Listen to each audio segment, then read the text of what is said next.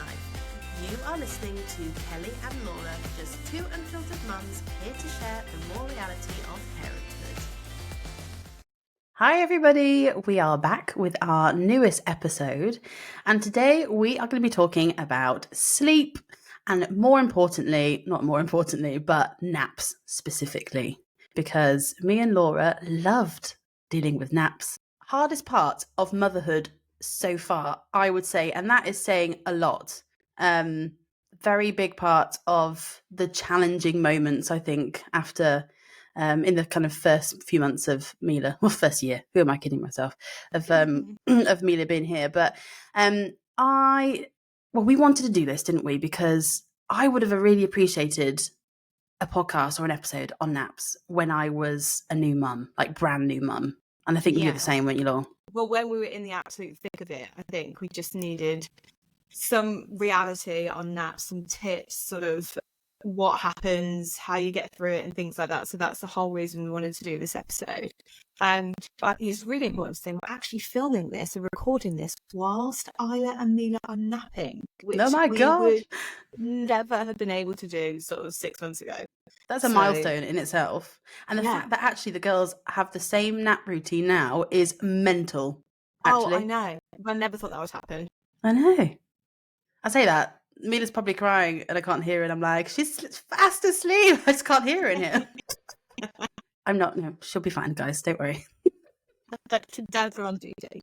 Dads are on duty. So we're going to focus on naps, and look, sleep is such a big topic, and definitely a big part of our journey so far. But we just want to focus on naps today, and then we'll talk about sleep in a bit more detail, the joys of night sleep moving forward. I feel like that needs a whole episode in itself. Mm-hmm. Yes, it probably will. You do that one soon. Definitely will. So yeah, I mean, to summarise naps with like George, he was always a cat napper. Like never really had big naps, unless I pushed him out in the pram and like fresh air just conked him. Whereas Isla was a much better napper and still is, so a lot more consistent. But it's just crazy the difference between the two. I remember when specifically Isla was born, me and Connor just couldn't get over the fact that it was like 3-4 hours and she was still conked out. And we were like, what? Like 4 hours? Are you joking? Sleepy. It was such a sleepy newborn. Oh, I know.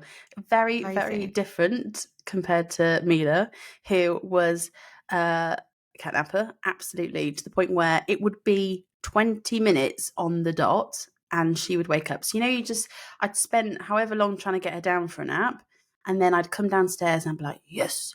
And it was so important just to have a couple of minutes. Do you know what I mean? Just to sit down, have a cup of tea, catch up on a bit of Love Island or something. Do you know what I mean? That time was precious.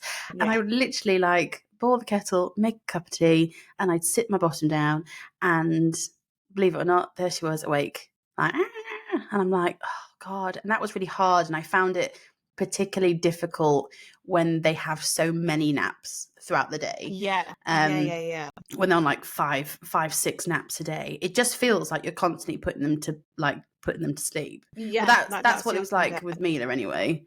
That's what it felt like. No, definitely. Like with Isla, I mean, I think it's safe to say we're both absolute psychos in terms of routine and naps and things. Yes, we are. Not everybody is like us. So it's really important to say that. But we were both exactly the same though. We stuck with it. But it's because I knew how it impacted the night sleep for them. So that's why I'm so rigorous with it. But I know it's not for you.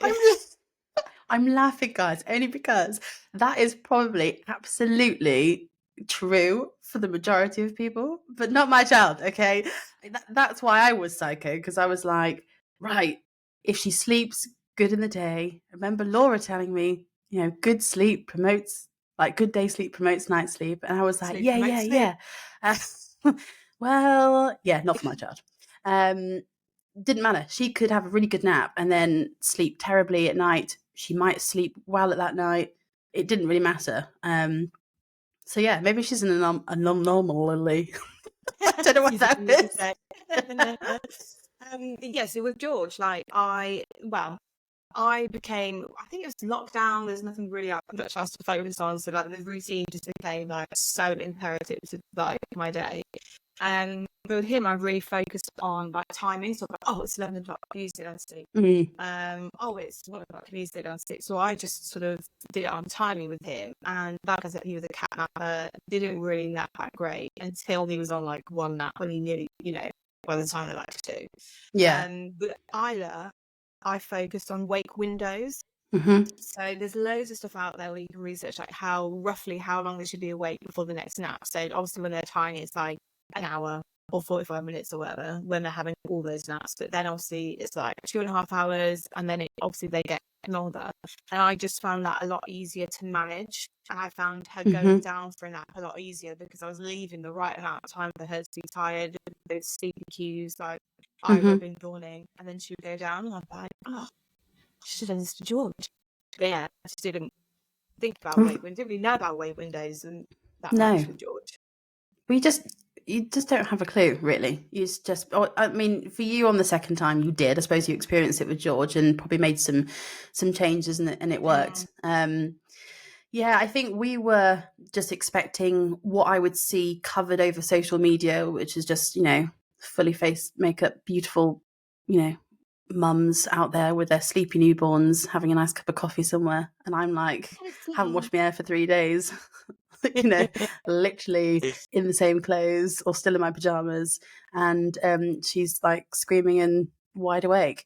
So she was not a sleepy newborn. And I think I had that expectation, which was why it was very challenging to manage something that was different to that expectation. But just got used to it. But I found, I don't know, it just feels like there's that kind of underlying competition out there, as in, like people just love to talk about how great their kids sleep. I do really think people lie, guys, if I'm really honest. I don't think everybody always tell the truth. Yeah. And I think even though like I know that, it did play a big part in, I couldn't help but think, oh gosh, someone I knew had a baby around the same time and their baby just sleeps all day, and I could see, and I think that was actually probably the reality. But then I'd message them and they go, oh no, gosh, she's been up all night. I couldn't get her down for a nap today. She's fighting a third nap or whatever. So you just don't see those parts, do you? But hardest part of the motherhood journey, definitely for both of us, I think, because we love routine and we just like structure. Yeah, absolutely. And I think we both made the mistake, or either of George, is like promoting that independent sleep. Everywhere you see they've got to be able to do this on their own. They've got to be able to sleep in a cot on their own without you helping them. Don't rock your baby. Don't, and it's just so wrong because they're craving comfort. So even now, when either, is teething or she's not very well or whatever, then I will rock her to sleep or just cuddle her to sleep, because then she sleeps and she's calm. I hate the thought of the cry out method where you just leave them to scream and hope that they just go off. Like, I just, it's just so unnatural. So, I mean, again, with George, we really promoted that independent sleep, which is great. And we'll get on to night sleep, but I think that really helped with his night sleep. But with Aya, I just really relished those contact naps, which we took for granted with George. And I just would let her sleep on me, for a nap in the day when she was little. And I think because I hadn't had that with George this amount of time, I wanted, to have that time with her. And yeah, but just let her sleep on me. And guess what? She's all right, guys. She's fine. She's made it. Yeah. So, I was definitely the same. And I think I was under that impression again of people kept encouraging me that she needs to go and sleep and nap in her crib. And that, her sleeping on you, she needs to get more independent. Literally such BS. Absolute. Like, I generally think now with the research that's come out and that I've been reading, it's actually really important to be there when they fall asleep.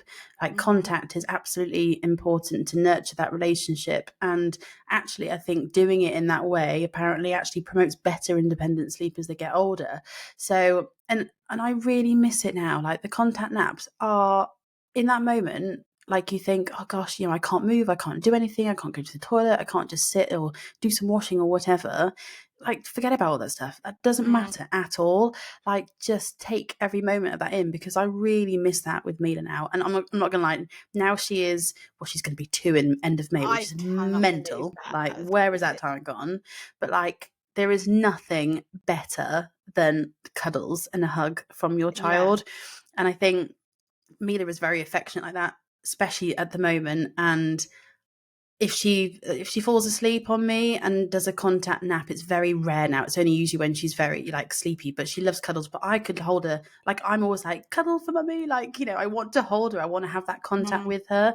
But it's mad that when she was a newborn, when that is actually, that's okay, and it's very natural for them to want to do that, that you kind of encouraged to push that off. And I don't know why. But again, I think it's like you said, whether it's just trying to promote that independent sleep. But to be fair, if I did it all over again, I would literally just let her sleep on me. Well, I did, because I had no choice, but I would enjoy it. I would definitely take it in a bit more and enjoy that contact, because it's just like God in the flesh.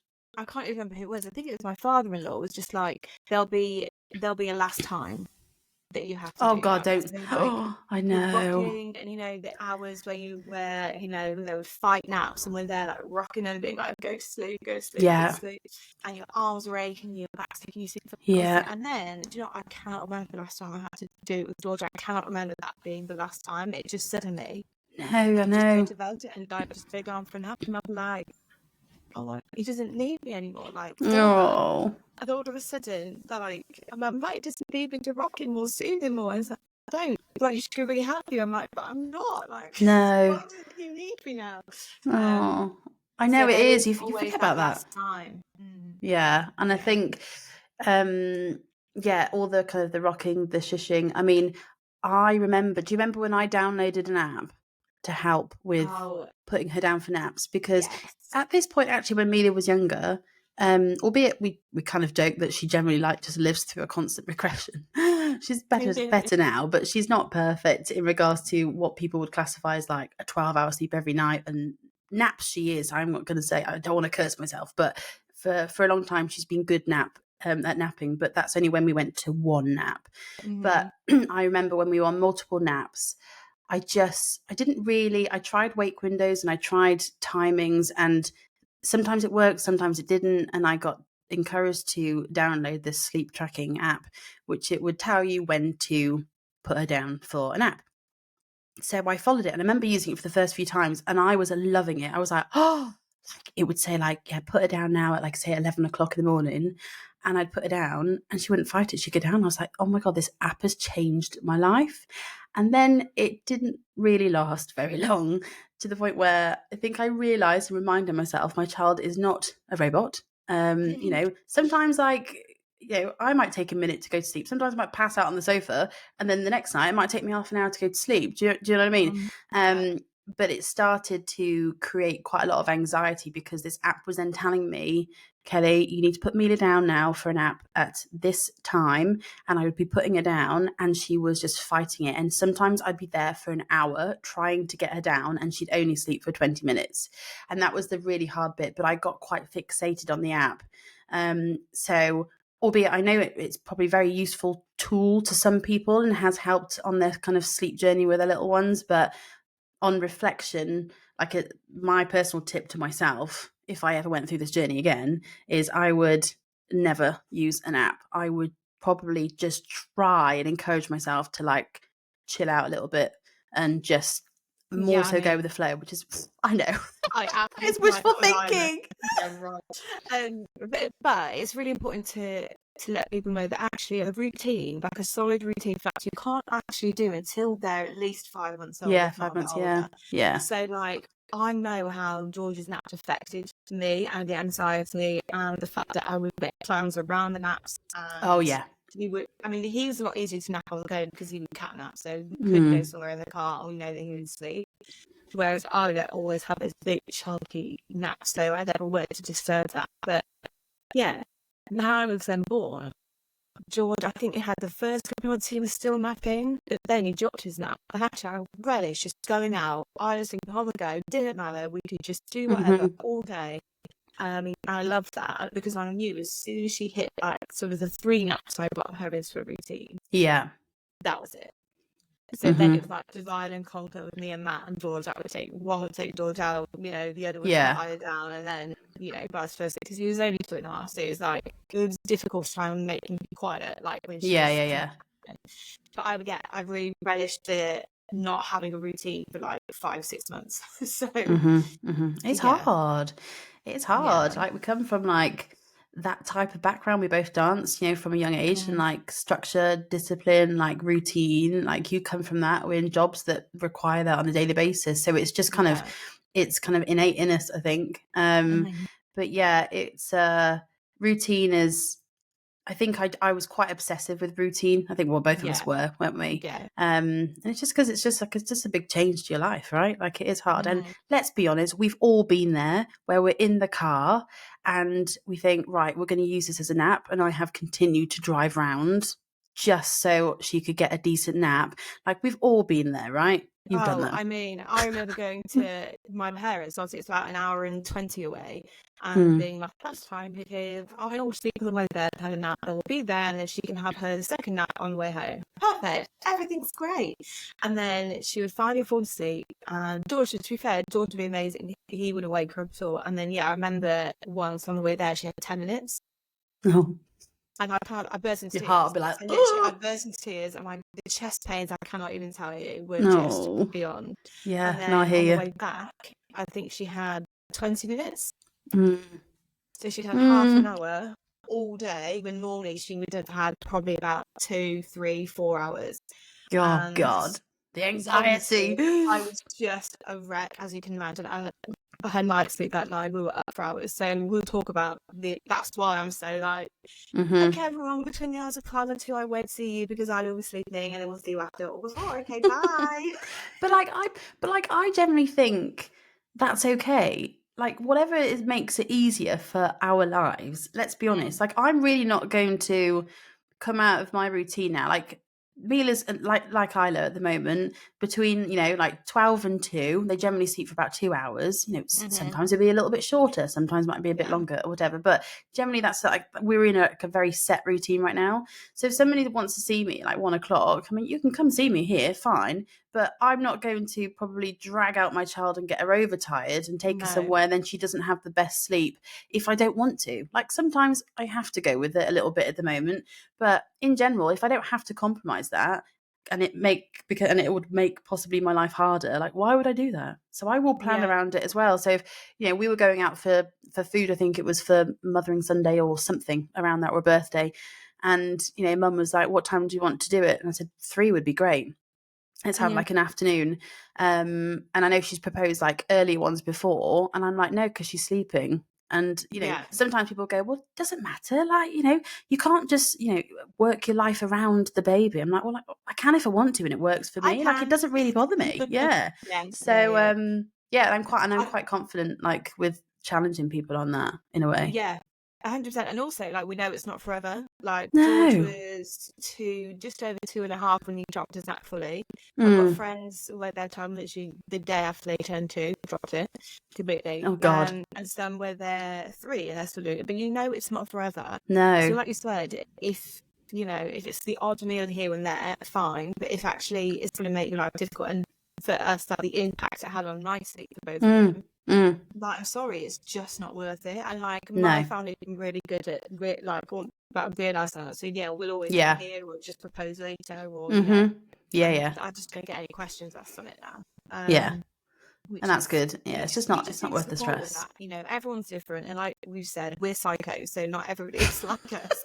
But I think it's just you just go with what suits you, and Dare I say that I can remember saying the words when Mila was first born, like during her kind of early months, being like, I cannot wait until my child doesn't need to nap.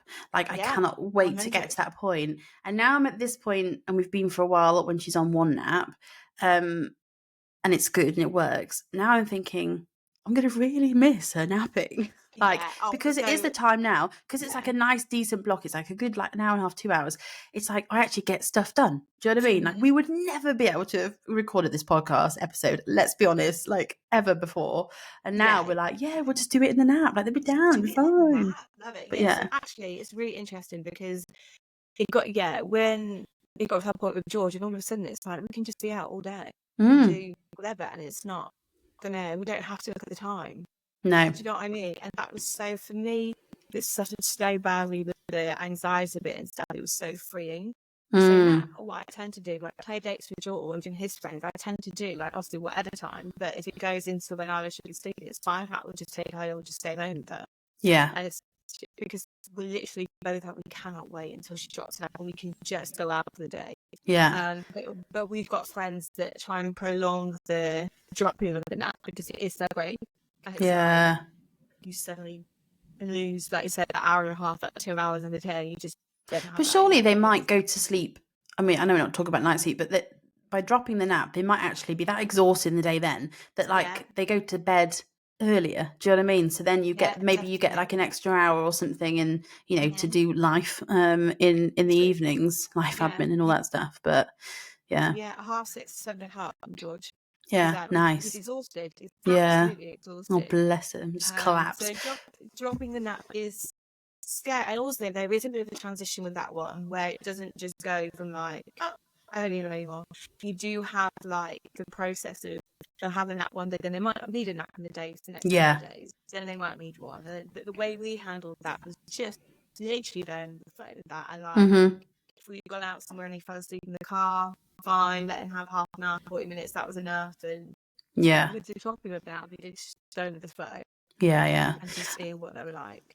I would say the easiest transition, I think like Mila like generally transitioned, like dropped naps over the year, etc.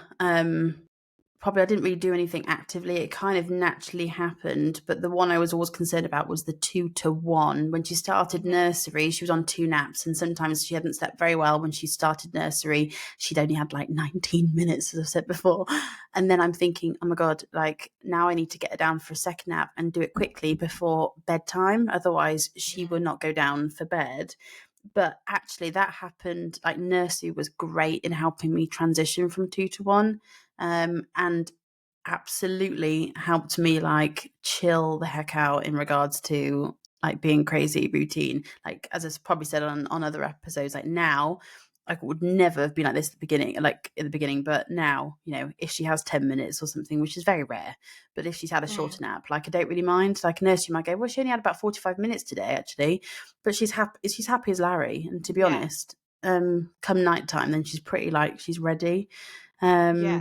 It's a nursery really good with I was like, that 2-to-1 transition. But again, what I found was like she would have the one nap at nursery, and then maybe at like on the Saturday and Sunday she would need 2 naps just to catch up a little bit. And as a nursery did that, and it was absolutely fine. It's actually got to the point now where I'm like, you need to wake her up by 2:30. I don't want to sleep them past 2:30 because otherwise she won't be ready for bed. So they're like, oh, she's only had an hour, and I'm like, yeah, that's fine. Like if she was awake by 2:30, like don't worry about it. Well, you love that. Literally like who is this person? Where it's when she first started nursery, do you remember when they were like, oh, they only had 20 minutes in the chest? What? No, I would love actually to like see how they get them down. Do you know what I mean? I wonder if they do it differently to us, whether they just actually put them down and let them just have a little wriggle around and they do get themselves off to sleep, or whether they do the same as like Mila. Like I always give her she's got like a little routine for herself. I put her into a sleeping bag, which tip guys, love a sleeping bag. Generally think like she associates that with sleep now, and she naps in it as well. So I put her in, and then I kind of give her a cuddle, and she like gets herself comfortable on me, and she's ready. Like that's her little routine. So I think she's kind of transferred that into nursery, definitely. But yeah, absolutely, nursery was the best thing actually that happened, albeit I didn't feel like that the build up to it. I was quite worried about it, but no, it really helped the transition.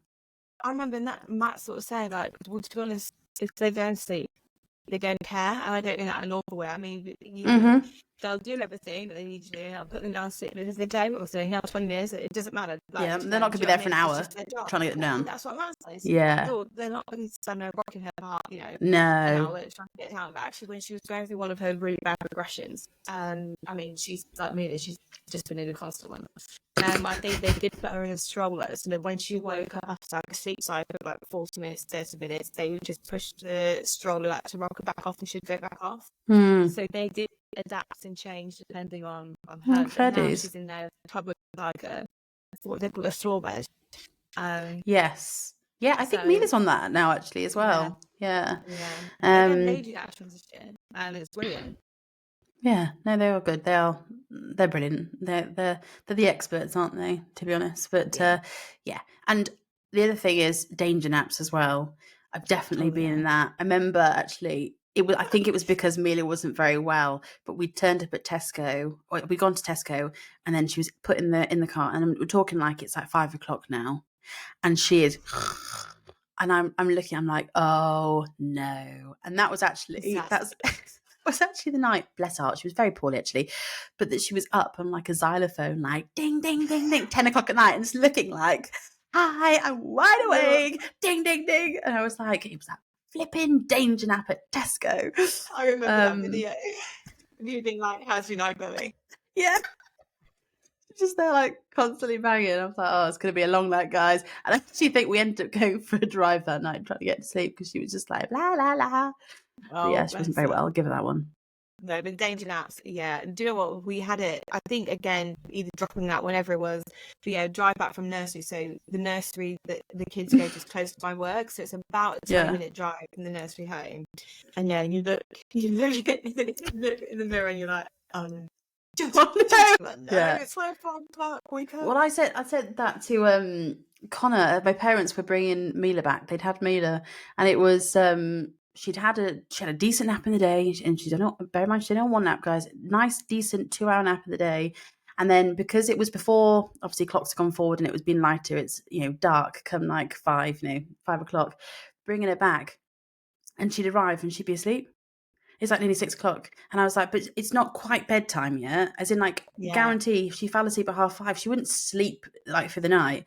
And my mum would go, there was nothing we could do, Kelly. She just was asleep. I was like, do you not sit in the back with her? She's like, yeah. I was like, sing, like, Incy Wincy Spider or something. Or, Jesus Christ, like, you can. And Connor said the other day, Connor said on the way, he was in the car with Mila and she was falling asleep about to do a danger nap, and he was like, the Incy Wincy Spider. Literally, he was like, I kept that girl awake. He goes, it can be done, Ange, it can. Honestly, it's the stuff I have sung to those kids. Oh, I know, the poor girls. I'm like, and boy, dancing and like head swinging. But I think we're both in like a good place now with naps. I mean, it's one of those that, it's been a challenging period, and we wanted to talk about it because not every baby is a sleepy baby and will just nap for hours throughout the day. I mean, if you had that or you have that, then oh my God, amazing.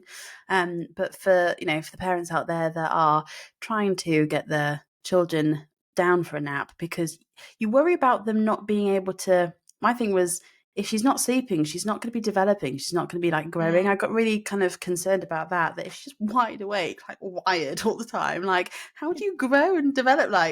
But yeah, it's more probably for you guys. It was the impact on the night sleep. I just couldn't, my anxiety could it because it's not working still. I was on maternity leave. I was like, everybody must have a good night's sleep.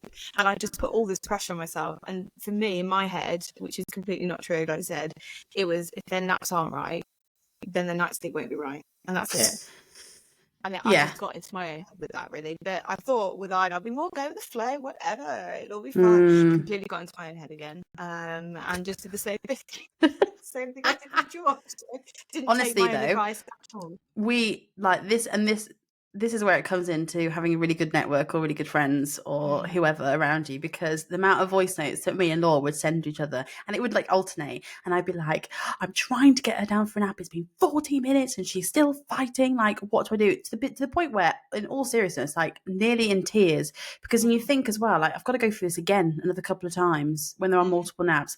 it feels quite continuous. And going back to when we talked about contact naps versus independent, this is a point where I'm trying to put her down in a crib, and I don't get, my whole day revolves around trying to get her to nap. That's what it felt like at the time. Whereas actually, if I probably just sat there and let her like sleep on me more, like I got more comfortable with accepting that, I probably got a good, she might have slept for a good 2 hours, and I could have just watched a bit of telly or something, and maybe, do you know what I mean?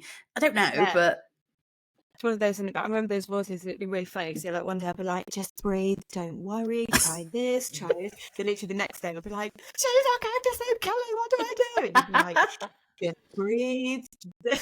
Yeah. It was like therapy across voice note. Like, but I feel very lucky to have had you during that, because like you understood and you got it. And like, and we're the same, and we hope this podcast helps, because like we get it. Like when it doesn't always go right, or when it feels hard and you think like you just give up, well, why bother kind of just trying to get it done for an out. Like it is hard, but like we hear you, we've been there, and we still have moments of it. But we hope feel free helps hearing. to DM us, and like voice note DMs if you want, if you're right in the thick of it, because we have absolutely been there. And actually I did have somebody message and say, you know, when I put on about struggling with routine and the fact that how I'd feel, and we went out for a day and I was like just constantly feeling like that, and like, oh my god, me too, that's how I feel about it, and nobody gets it. And so our Instagram, as you know, is always open to just drop us a message. Totally. If you want just somebody to vent to, rant to, talk to about anything really, but naps and shit, then we are there for you with that. And actually, talking about social media, I follow this incredible sleep consultant. Her handle is at @foxonthemoon_sleep. She's called Emily. And obviously she does paid products which people can purchase, but she also gives out so many incredible tips through her page. She does a lot of Q&A on her stories. And yeah, she's just really, really incredible, because she looks at like sleep holistically, loads of different factors that could affect it. And you know, yeah, I just found that page really useful. So wanting to share that with everybody if you are in the nice like we once were. Yeah, no, it can be tough, but I would just give something I did want to say as a tip, just going back to when we were like going through fighting naps. Do you know what? Just don't bother. As in, like, give it like 15 minutes, and what's the worst can happen? To bring them back down and maybe just have them on you. Like that's how I would kind of tell somebody else now is I would be up there and spend 45 minutes, as I said, like an hour. It could be longer sometimes, and I just would not do that again. Like I would just go, right, after 15 minutes, right, you're not ready, mate, just bring it down. Yeah, that's it. I say that, but if I ever do go through this again, it's gonna be like, right, I need to listen to that episode that we did, Laura. I need to give myself some therapy. I'll be voice noting you like, breathe, just breathe.